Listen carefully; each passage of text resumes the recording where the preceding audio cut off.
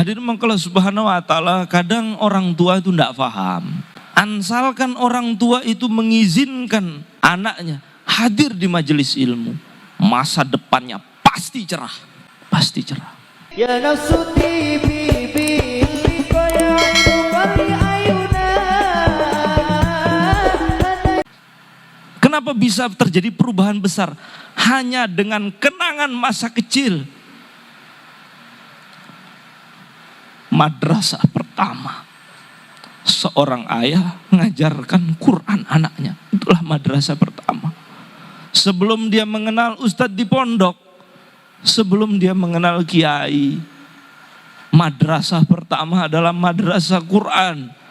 Antara seorang anak dengan ayahnya, seorang anak dengan ibunya, itu tidak akan bisa terlupakan selama-lamanya.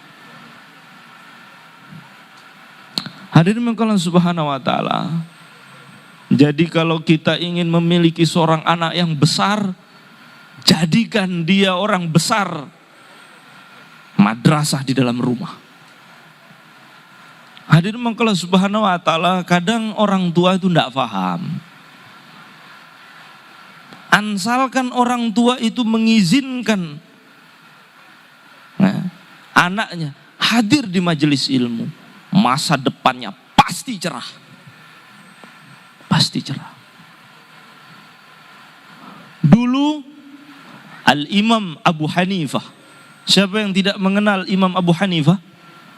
Al-Imam Abu Hanifah, Imamul A'zam, punya murid namanya Qadi Yusuf. Qadi itu artinya hakim. Itu punya ibunya tuh marah-marah terus itu sama anaknya, namanya Yusuf ini.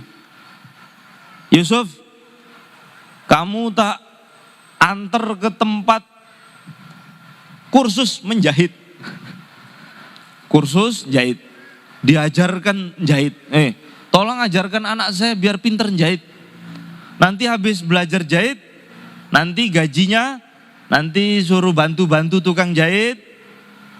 Nanti gajinya itu 1 danik. 1 danik itu yes, cukup untuk makan hari itu.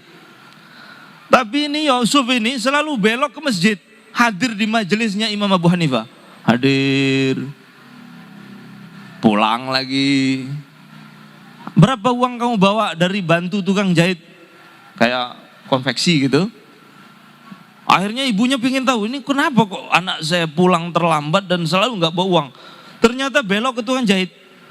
Dari tukang jahit belok ke majelis. Akhirnya tukang jahitnya yang punya tuh bilang, ini anakmu nih nggak pernah kesini. Atau kalau kesini hanya sebentar. Itu hadir ke majelisnya Imam Abu Hanifah itu. Marah. Akhirnya anaknya dimarahi. Kamu makan apa nanti kalau kamu nggak kerja? Nah, biasa orang tua gitu itu. Akhirnya tetap saja ini Qadi Yusuf ini datang ke majelis, diam-diam majelisnya Abu Hanifah. Wah, akhirnya itu diparani itu, Imam Abu Hanifah itu diparani oleh ibunya. Hei Syekh, kamu jangan mempengaruhi kepala anak saya, suruh hadir-hadir majelis kamu ini. Makan apa anak saya? Masya Allah, ini emak-emak ini kalau sudah kaitan dengan begini, Imam Abu Hanifah dimarahi juga. Makan apa anak saya kalau kamu suruh ngaji terus?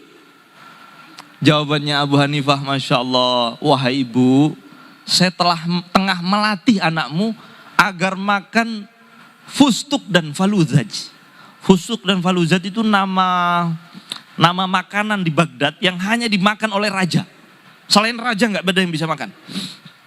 Ini saya tengah melatih anak kamu makan fustuk dan faluzaj. Kamu gila anak saya bisa makan makanan mewah begitu. Pulang. Tapi tetap saja Qadi Yusuf datang situ. Akhirnya kelak terus ngaji. Akhirnya beliau ini jadi murid setianya Imam Abu Hanifah yang menyebarkan mazhab Hanafi dari 2 orang. Namanya Muhammad Syaibani dan Qadi Yusuf. Ini orangnya. Qadi Yusuf ini akhirnya diangkat jadi hakim istana oleh Harun Ar-Rasyid. Suatu hari Harun Ar-Rasyid, raja kekhilafan Bani Abbasiyah bilang kepada Qadhi Yusuf, wahai Qadhi Yusuf, jangan pulang dulu. Ini ada jamuan luar biasa ini. Nah, maka datang setelah duduk. Kemudian Harun ar-Rasyid bilang kepada Qadhi Yusuf, Tuan, ini hidangan ini ada makanan. Ini faluzat, ini fustuk. Ayo makan. Saya yang jadi raja belum tentu setahun sekali bisa makan makanan ini. Maka ketika itu Qadhi Yusuf nangis. Nangis.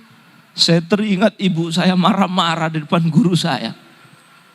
Makan apa anak saya kalau kamu suruh ngaji terus?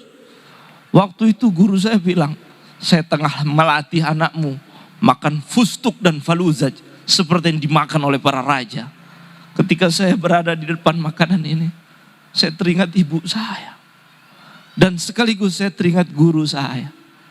Kalau bukan karena Imam Abu Hanifah, tidak ada Qadhi Yusuf, yang ada hanyalah tukang jahit. Kayaknya saya bakal jadi tukang jahit. Enggak jadi qadhi saya.